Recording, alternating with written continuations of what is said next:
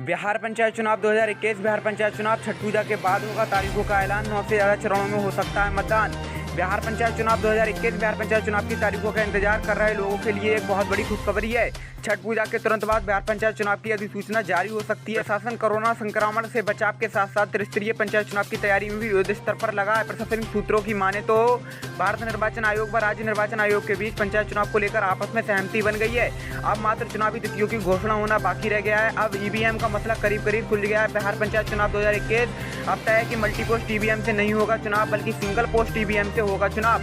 ऐसे में पूरी संभावना है कि बिहार पंचायत चुनाव में कई चरणों में मतदान होगा। कारण यह है कि वही ईवीएम है जिसका प्रयोग लोकसभा विधानसभा चुनाव में होता है। बिहार पंचायत चुनाव 2021 बिहार पंचायत चुनाव के लिए राज्य निर्वाचन आयोग को 7 से 8 लाख ईवीएम की आवश्यकता होगी। राज्य निर्वाचन आयोग के सचिव ने कहा कि 7 से 8 लाख ईवीएम उपलब्ध हो जाती हैं तो मतदान करने में समय कम लगेगा।